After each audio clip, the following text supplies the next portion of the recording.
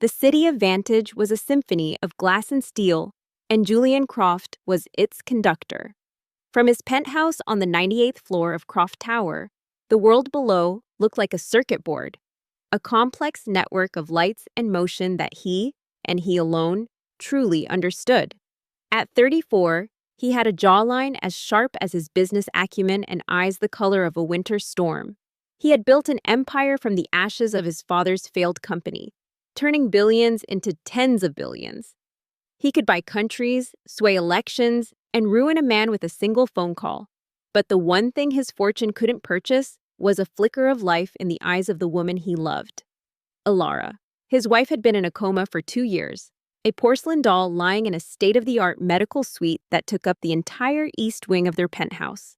An army of the world's best doctors and nurses attended to her around the clock, their hushed whispers the only sound that ever broke the sterile silence. The accident had been brutal, a head-on collision with a drunk driver on the Pacific Coast Highway. Julian had been pulling a deal in Tokyo. He'd left her a voicemail, cool and efficient. "The deal is done. See you Friday." He never saw her conscious again. The guilt was a physical thing, a shard of ice lodged permanently in his chest. It had made him colder, more ruthless, more detached from the world of human emotion. He was a king in an empty castle, haunted by a sleeping queen. His life was a meticulously scheduled routine of board meetings, hostile takeovers, and silent, one-sided dinners by Alara's bedside. Until a Tuesday in November changed everything. A biting wind whipped through the canyons of the financial district, and Julian was striding towards his waiting car, his security detail flanking him. He was late for a gala he had no interest in attending. It was then that he saw her. A little girl, no older than 8, standing on the corner by a struggling antique shop. She was small and thin, wrapped in a coat that was 2 sizes too big, her blonde hair tangled by the wind. In her chapped hands, she clutched a small wooden music box. She wasn't begging, she was trying to sell. Her voice was a tiny whisper against the city's roar. "Music box, very old, please. Does anyone want to buy it?" People hurried past, their collars turned up, their faces buried in their phones. They saw her, but they didn't see her. She was just another piece of the city's unfortunate scenery. Julian's head of security, a formidable man named Marcus, tried to steer him around the girl. "Sir, we're late." But Julian stopped. He didn't know why. Maybe it was the fierce, desperate hope in her blue eyes, a color that reminded him, painfully, of Alara's. He looked at the music box. It was old, the wood worn smooth with time, intricate carvings of roses and vines covering its surface. It was nothing, a piece of junk. "How much?" Julian's voice was rough, unused to speaking to children. The little girl flinched, startled. $50, sir. My mama, she's very sick. We need medicine." $50. To Julian, it was less than dust. He spent that much on a bottle of water without thinking. Annoyance flickered through him. He didn't have time for the sob story. He pulled out his wallet, a sleek piece of black leather, and extracted a $100 bill. "Here, keep the box." He turned to leave, the transaction complete, his charity for the decade fulfilled. But the girl's voice stopped him. "No, sir." He turned back, an eyebrow raised. No one said no to Julian Croft. "It's a sale," she said, her small chin held high. "Not a handout. You have to take it." She pushed the music box into his hand. Her fingers were freezing cold. "Thank you, sir." Before he could respond, she took the $100 bill and scurried away, disappearing into the crowd like a frightened mouse. Julian was left standing on the sidewalk, holding a dusty old music box, feeling a strange and unfamiliar emotion he couldn't quite name. Marcus cleared his throat. "Sir, the gala." Julian grunted, slipped the box into his overcoat pocket, and got into the car. Later that night, back in the glacial silence of his penthouse, he found the box in his pocket. The gala had been a blur of fake smiles and empty conversations. He sat in his leather armchair, the city lights twinkling below like fallen stars. He ran a thumb over the carved roses. On a whim, he found the small key on its side and wound it up. A delicate, haunting melody began to play. It was a tune he'd never heard before, yet it felt achingly familiar. As the last note faded, he noticed a tiny, almost invisible latch on the bottom. He pried it open with a fingernail, a false bottom. Tucked inside was a small, folded piece of paper, yellowed with age. He carefully unfolded it. It wasn't paper, it was a photograph. A photograph of a young woman, maybe 16, with a radiant smile and eyes that sparkled with mischief and dreams. She was beautiful. She was Alara.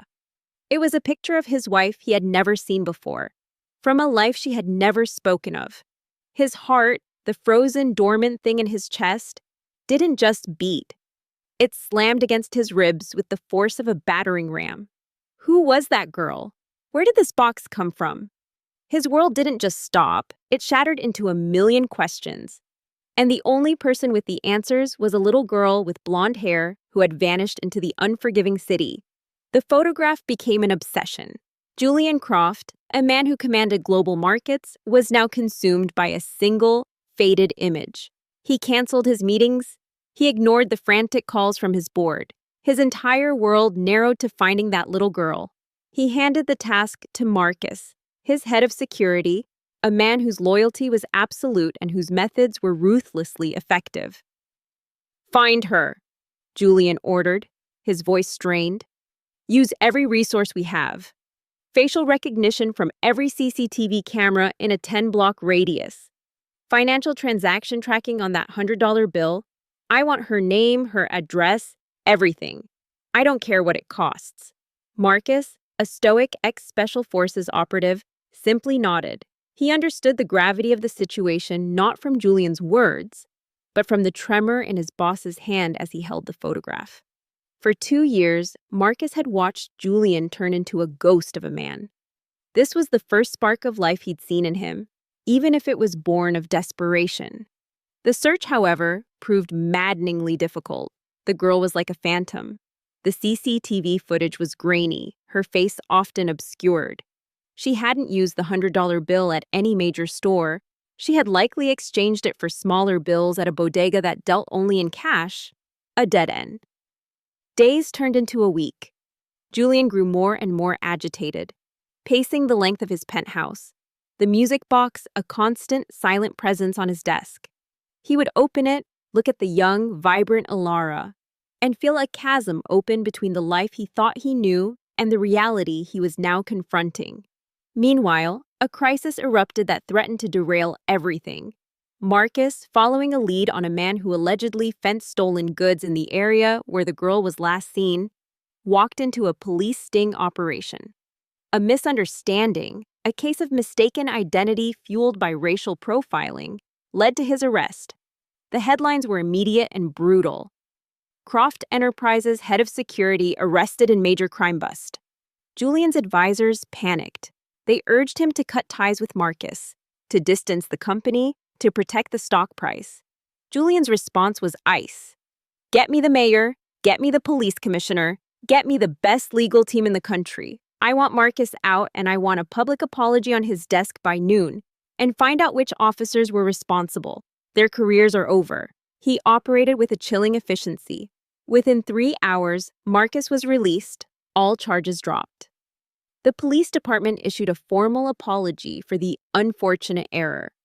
Julian had demonstrated his power, reminding the city that he was not a man to be trifled with.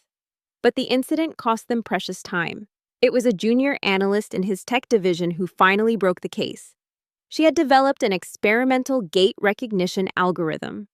By analyzing the unique way the little girl walked in the blurry footage, she was able to track her movements through the city's blind spots, following her path to a rundown part of the city, a place of crumbling brick tenements and forgotten dreams. The trail ended at the city's public hospital, St. Jude's, a place Julian's kind of money ensured he would never have to step foot in. He didn't hesitate. Without his security, without his driver, he took a cab, the music box in his pocket. St. Jude's was a world away from the gleaming private clinics he was used to. It smelled of antiseptic and despair. The fluorescent lights hummed, casting a sickly yellow glow on the worried faces in the waiting room. Navigating the confusing hallways, he followed the signs to the pediatric oncology ward, a grim guess. As he rounded a corner, he heard a commotion. A young girl was pleading with a tired, grim-faced doctor. "Please, Dr. Evans, you have to do something. Her fever is back." It was her, the girl from the street. "Lily, I've told you," the doctor said, his voice gentle but firm. "We've done all we can here. Your mother's condition is complex. The infection is resistant to the standard antibiotics. There's an experimental treatment, but it's incredibly expensive. The hospital's charity board denied the request." "But I have money," Lily cried, her voice breaking. She pulled out a crumpled wad of small bills. "I've been saving. I sold her music box. It's not enough, but I promise, I'll pay you back. I'll work for you forever. I'll clean the floors. Anything. Please, please save my mom." The little girl, Lily, clutched the doctor's white coat, her small body trembling with the force of her sobs. It was a scene of such raw, unfiltered desperation that it physically hurt to watch. Julian felt the shard of ice in his chest crack. This little girl, who had stood on a street corner in the freezing cold, hadn't been buying medicine for a simple cough. She was fighting for her mother's life with every ounce of her being. And he, with his billions, had just stood by. He stepped forward. The doctor and the girl both looked up, surprised by the presence of this impeccably dressed, powerful-looking man in the dreary hospital corridor. "Dr. Evans," Julian's voice was quiet, but it commanded the space. "My name is Julian Croft. Whatever treatment this woman needs, she's getting it. The best version of it. The best doctors. The best room in this hospital. My foundation will cover every cent. And your hospital's charity board is about to get a call from my legal team." He looked past the doctor, his gaze landing on the small, tear-streaked face of the girl. "Lily," he said, his voice softening. He crouched down to her level, something he hadn't done in years. "I believe this belongs to your mother." He held out the wooden music box. Lily's eyes widened, first in disbelief, then in a dawning, wondrous joy. She looked from the box to Julian's face, 1,000 questions in her gaze. "Who are you?" she whispered. Julian looked at the brave little girl and then thought of the photograph nestled inside the box, the photo of a young Alara. "I'm a friend of the family," he said, "and I think your mother and I have a lot to talk about." The full weight of Julian Croft's influence descended upon St. Jude's Hospital. Within an hour, Lily's mother, Sarah, was moved from a crowded ward into a private suite that was quickly outfitted with the most advanced medical technology available. A team of specialists, handpicked by Julian and flown in from across the country, was assembled. The hospital administration, who had previously seen Sarah as a tragic but unaffordable case, now treated her like royalty. Lily was overwhelmed. She sat in a plush armchair in her mother's new room, watching silently as nurses and doctors moved with quiet urgency. She clutched the music box to her chest, her only anchor in this sudden, bewildering storm of good fortune. Julian had arranged for food, new clothes, and even a social worker to ensure Lily was cared for, but he kept his distance, observing from the hallway. He needed to speak with Sarah, but he had to wait until she was stable. The specialist had put her into a medically induced sedation to fight the raging infection. While he waited, Julian did what he did best. He investigated. He tasked his research team with digging into Sarah's past. Who was she? What was her connection to Alara? The results came back piecemeal, painting a fragmented and tragic picture. Sarah and Alara were sisters. Their last name wasn't the one Alara had used when she met Julian. It was a common name, Miller, one she had shed like an old skin. They had grown up in abject poverty in a forgotten town in the Rust Belt. Their parents had died young, leaving Alara, the older sister, to care for Sarah. The records were thin after that. Alara had left town at 18, vowing never to look back. She had reinvented herself, moved to the West Coast, put herself through college, and met Julian. She had never once mentioned a sister. She had claimed to be an orphan with no living relatives. It was a lie Julian had never thought to question. A lie that now cast a shadow over every memory he had of her. 2 days later, the doctors managed to stabilize Sarah. They slowly brought her out of sedation. Julian stood by the window of her room, his back to the door, when he heard a weak, raspy voice. "Lily?" He turned. Sarah was awake. She was pale and frail, lost in the large hospital bed. But her eyes, the same brilliant blue as her daughter's, as Ilara's, were open and searching. Lily rushed to her side, tears of relief streaming down her face. "Mama, you're awake!" After a few precious moments, Sarah's gaze drifted past her daughter and settled on the stranger standing by the window. There was a flicker of confusion, then fear. Who are you?" Julian stepped forward, his heart pounding. He held up the music box. "My name is Julian Croft. I believe you know my wife, Ilara." The reaction was instantaneous and violent. The color drained from Sarah's face. The heart monitor beside her bed began to beep erratically. "Get out!" she rasped, trying to push herself up. "Get out of here! You and your kind! You have no right!" "Mama, no!" Lily cried. "He saved you! He's a good man!" "You don't understand, Lily," Sarah coughed, her breath hitching. "People like him, they take everything. They leave nothing behind." She looked at Julian, and he saw not just fear, but a deep, ancient anger. "She left us for your world. She left us to rot. Did she ever even mention my name? Did she tell you she had a sister who was starving while she was living in a palace?" The words were like daggers, confirming his worst fears. "No," Julian admitted, his voice barely a whisper. "She didn't." The raw pain in the room was suffocating.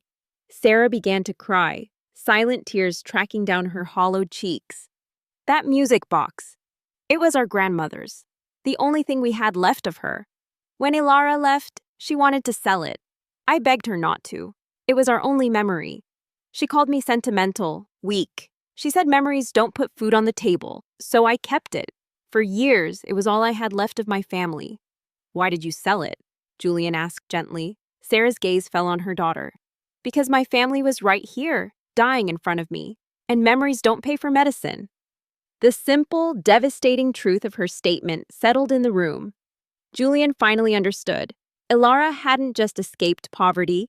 She had amputated her entire past, cutting off her own sister to create the perfect new life she wanted. And he, Julian, had been the prize, the symbol of that new life. The realization made him feel hollow. He spent the next few days in a daze, processing the information. He ensured Sarah received the best care, but he kept his interactions with her brief. The anger she felt towards him, as a symbol of the world that stole her sister, was a wall between them. But there was another piece of the puzzle. Julian's researchers had found something else, a detail from about 5 years ago, a police report from a blizzard in a neighboring state, a single-car accident, a mother and a young child trapped in an overturned vehicle on an isolated highway. They had nearly frozen to death before being rescued by a local mechanic who happened to be driving by in his tow truck. The names on the report were Sarah and Lily Miller. Driven by a need to understand the whole story, Julian sought out the mechanic. He found him in a greasy, failing garage on the outskirts of town. His name was Frank, a man with calloused hands and a weary but kind face. He was on the verge of bankruptcy.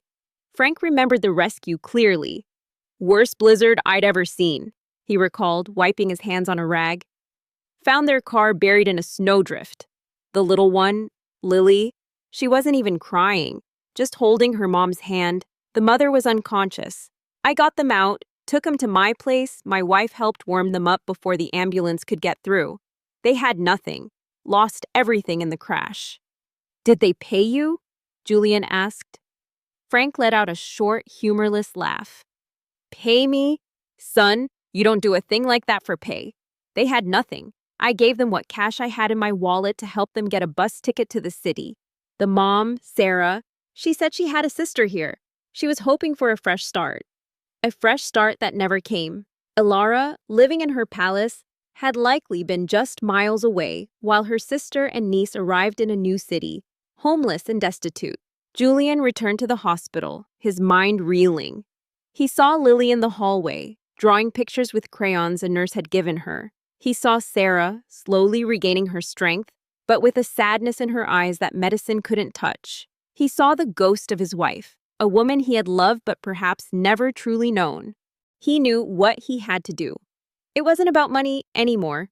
It was about mending something that had been broken long before he ever came into the picture. He had to bridge the gap between two worlds, between two sisters, even if one of them was lost in a silent sleep. He approached Sarah's room. He knocked softly.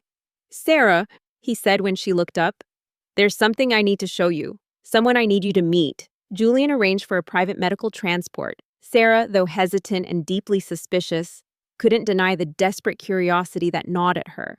What could this powerful man possibly want to show her?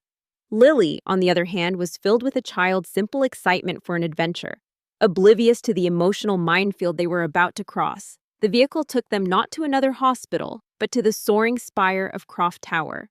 They ascended in a private elevator, a silent, swift journey into the clouds. When the doors opened directly into Julian's penthouse, Sarah and Lily gasped. The sheer scale of it, the floor-to-ceiling windows offering a god's eye view of the city, the minimalist art worth more than their entire hometown. It was another planet. "This is where you live?" Sarah whispered, clutching Lily's hand tightly. It was everything she had imagined, everything she had resented for all these years.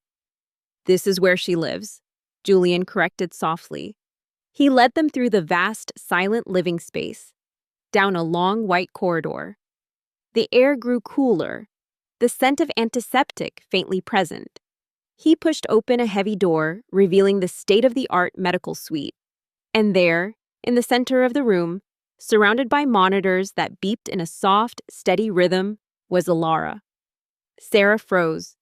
The anger, the resentment, the years of bitterness, it all evaporated in an instant, replaced by a wave of shock and a sorrow so profound it buckled her knees. She stumbled forward, her hand flying to her mouth. This wasn't the triumphant, glamorous sister she'd imagined.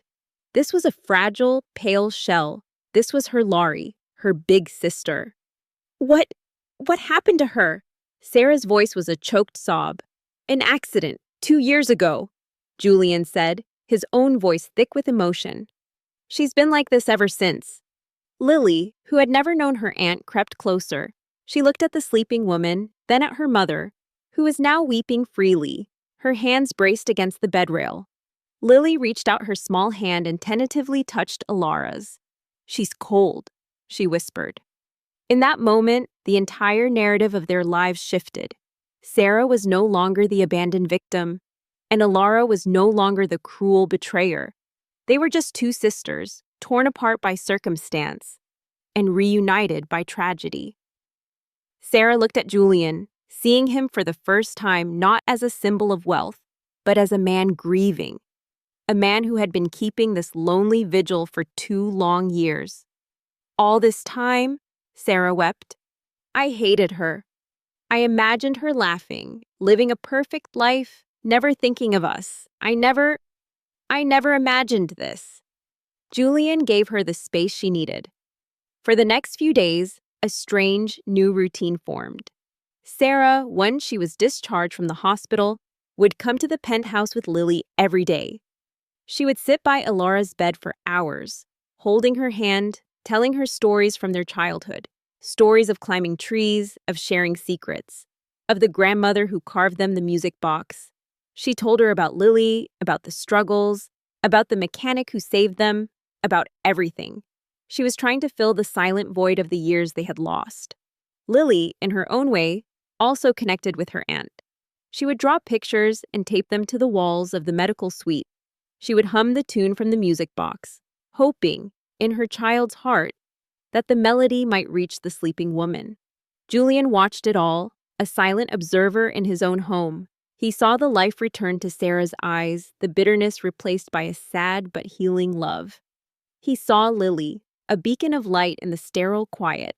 They were bringing a warmth to the penthouse it had never known.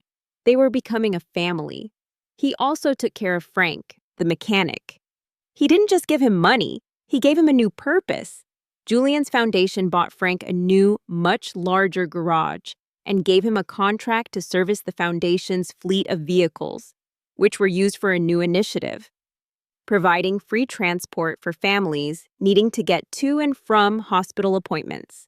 Frank, a man who had been on the brink of losing everything, was now running a thriving business and helping people just as he had helped Sarah and Lily.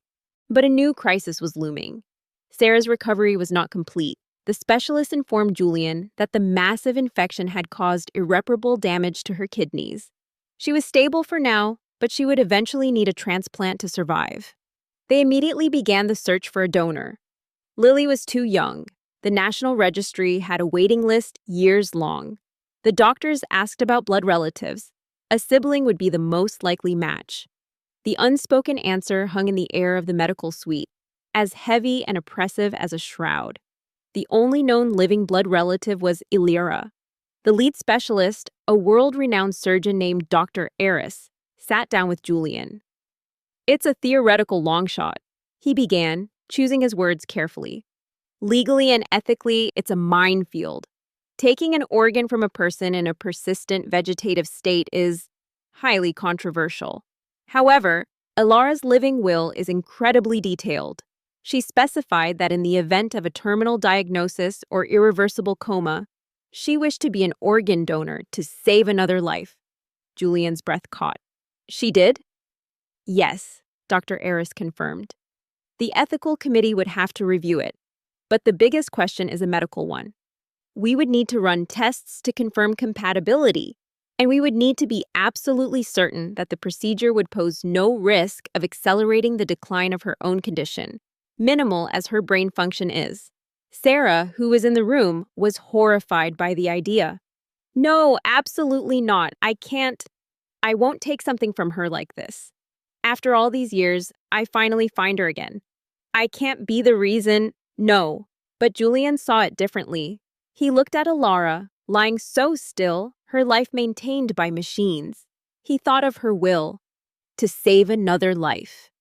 Perhaps this was her chance, a final redemptive act to save the sister she had left behind. It was a terrible, impossible choice. Take a part of the woman he loved to save a woman he was just beginning to know, all for the sake of a little girl who had already lost too much. The decision rested on his shoulders. He had to choose between a faint, desperate hope for his wife's recovery and the certain reality of her sister's decline. The ethical and medical hurdles were immense. Julian poured his focus into them with the same intensity he applied to a corporate takeover. Lawyers debated clauses in Ilara's living will. Doctors ran dozens of tests, drawing blood from the comatose Ilara to check for compatibility with Sarah. The penthouse became a hub of tense, quiet activity. Sarah was tormented. The thought of taking a kidney from her sister felt like a final, ghoulish betrayal. "I can't, Julian," she'd say, her voice ragged. "I'll go on the waiting list. I'll wait. I won't do this to her." "It's what she wanted," Julian would counter, holding up a copy of the will. Her own words, Sarah. To save another life. What life could possibly mean more to her than her own sister's? He was arguing not just for Sarah's life, but for a chance at meaning in Ilara's tragic fate. He needed this to mean something. In the end, it was Lily who unknowingly cast the deciding vote. One evening, she overheard Sarah talking to one of the nurses about getting very tired again soon. She didn't understand the complexities of kidney failure or organ transplants, but she understood the word tired. It was the same word her mother had used before she got so sick in the hospital. Later that night, Lily found Julian staring out at the city from his office. She tugged on his sleeve. "Mr. Croft," she said, her voice small, "is my mama going to get tired again?" Julian looked down at her, and the weight of the world seemed to press down on him. "We're doing everything we can to make sure she doesn't, Lily." "Aunt Ilara can help, can't she?" she asked. "The doctors said she could share. I share my toys with my friends all the time. It makes them happy. Maybe it would make Aunt Ilara happy to share with Mama." The simple, profound innocence of her logic cut through all the legal and ethical complexities. It wasn't about taking, it was about sharing. An act of love, a way for Ilara to finally come home. That was the moment Julian made his final decision. The test had come back. Ilara was a perfect match. The surgery was scheduled. It was a groundbreaking procedure requiring 2 elite surgical teams working in tandem in adjoining operating theaters, one to perform the delicate removal from Ilara, the other to perform the transplant for Sarah. The media had caught wind of the story, and a circus had formed outside the hospital, but Julian had the entire floor locked down, shielding the family from the intrusion. The day of the surgery was the longest of Julian's life. He, Lily, and Frank sat in a private waiting room, the silence broken only by the ticking of a clock on the wall. Lily, sensing the tension, was quiet, holding Julian's hand with a trust that both warmed and broke his heart. Hours crawled by. Finally, Dr. Eris appeared, his scrubs still on, a look of profound exhaustion on his face. He pulled down his mask. "It's done," he said. Julian's heart stopped. "The transplant was a complete success," Dr. Eris continued, a small smile touching his lips. "Sarah is in recovery. The kidney is already functioning. She's going to be fine." A wave of relief so powerful it made Julian dizzy washed over him. He hugged Lily tightly, burying his face in her hair. Frank clapped him on the shoulder, his own eyes wet. "And Alara?" Julian asked, his voice cracking. "How is she?" "Her vitals are stable," the surgeon said carefully. "As we expected, there has been no discernible change in her neurological state. She's back in her room, resting." The relief was tinged with the familiar, aching sadness. He had saved one sister, but the other remained lost to him.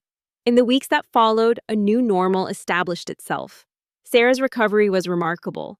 Color returned to her cheeks, and her strength grew daily. She and Lily moved into a suite of rooms in the penthouse, no longer guests, but family. The giant, empty space was filled with Lily's laughter and the smell of Sarah's cooking. It started to feel like a home. Julian found a new purpose. He poured his energy and a significant portion of his fortune into revolutionizing organ donation programs and funding research for families facing catastrophic medical debt. He was changing the world, one life at a time. But every night, he would return to Elara's side. He would tell her about her sister's recovery, about her niece's latest drawing, about the good being done in her name. He would play the music box, its haunting melody, a lullaby for a love he refused to let go of. One rainy afternoon, about 3 months after the surgery, Julian was sitting by her bed, holding her hand, reading a stock market report aloud out of old habit. Sarah and Lily were in the next room, baking cookies. The smell of chocolate filled the air. As he read, he felt a faint pressure on his hand. He stopped, his blood turning to ice. He dismissed it, a muscle spasm, a phantom sensation born of his own desperate hope. He started reading again, and there it was, stronger this time, a definite, unmistakable squeeze. His head shot up. He stared at her face, searching for any sign. Nothing. Her expression was as placid as ever, but her fingers were clutched around his. "Elara?" he whispered, his voice trembling. "Elara, can you hear me?" He squeezed her hand. She squeezed back. A tear rolled down his cheek, then another. He fumbled for the call button, his hand shaking too much to press it properly. "Nurse!" he yelled, his voice raw. "Doctor! Somebody get in here, now!" The medical team rushed in. They saw the grip she had on his hand. They saw the number on the brain activity monitor, a number that had been static for 2 years, begin to fluctuate, weakly at first, then with more conviction. A nurse shone a light in Elara's eyes, and for the first time in 783 days, her pupils contracted. It wasn't a dream, it was a miracle. Sarah and Lily rushed in, drawn by the commotion. They saw the frantic activity, the tears streaming down Julian's face, and they understood. "Laurie?" Sarah whispered, moving to the other side of the bed. "Laurie, it's me. It's Sarah. I'm here." Slowly, agonizingly, as if fighting her way up from the deepest ocean, Elara's eyelids began to flutter. The road ahead would be long and arduous. There would be months, perhaps years, of physical therapy and cognitive rehabilitation. The memories she had, and the ones she had lost, would have to be navigated with care. But in that moment, none of that mattered. As her eyes slowly opened, the first thing she saw was not just the husband who never gave up on her, but the sister she thought she had lost forever, and the niece she never knew she had. The two halves of her life, the one she ran from and the one she built, were finally together in the same room. Julian looked at the family gathered around the bed: Sarah, Lily, and the waking Alara. He thought of the little girl on the street corner, the old music box, the photograph, the blizzard, and the impossible choice. He realized that wealth wasn't measured in stocks or assets, but in these moments of impossible, breathtaking grace. He hadn't just saved Sarah's life. In a way, they had all saved each other.